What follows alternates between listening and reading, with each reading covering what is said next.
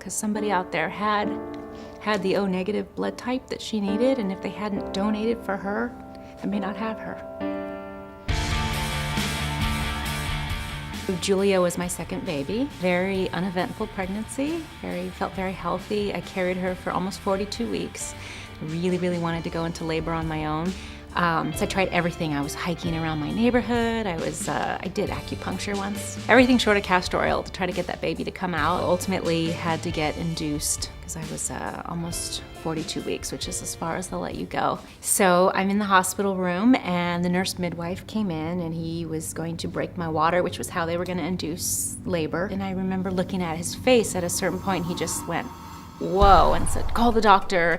And it seemed like the OB was there within seconds, and he came running in the room and taking off his sweatshirt, and they're folding up the bed and turning it into a stretcher, and then just immediately started running down the hallway. My poor husband just was left standing behind, not sure what was going on. He just took his coat off, threw it on the chair, said, hi, I'm Dr. So-and-so, and I'll talk to you later. And they wheeled her out of the room and down the hallway so fast, I'm standing there going, whoa, what just happened? I remember them bumping into the walls. They were running so fast with the stretcher and just lying there like bang, bang. And every second was precious at that point regarding the baby's life.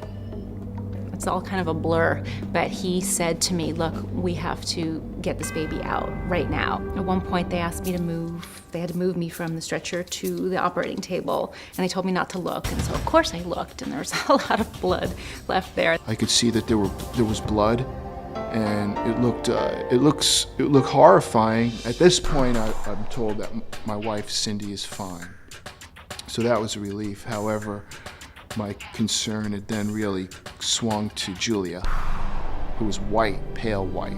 There was a condition where her umbilical cord wasn't attached to the placenta properly. It's called velamentous cord insertion. The umbilical cord all during the pregnancy had just been dangling by a blood vessel or two. It's a condition that they can't really see on an ultrasound, and it's not routinely tested for.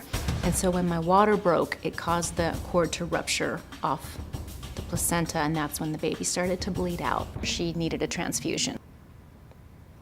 I remember my husband wanted to donate his own blood for that, which isn't possible, so the doctor took some time to explain to him why it's important to, use the pre-screened blood that they had available specifically for newborns. People donating blood for just the general public in case somebody needs it. It's a very easy way to be selfless. If you could buy a place in heaven, that would be one way to do it. She had the transfusion, and I credit that with saving her life. The doctor said she needed it. She got it immediately, and she only stayed in intensive care for 2 days. When the baby received the transfusion, not only was her color coming back, but her vital signs on the monitors were getting better. He told me afterward he could see the color moving through her body.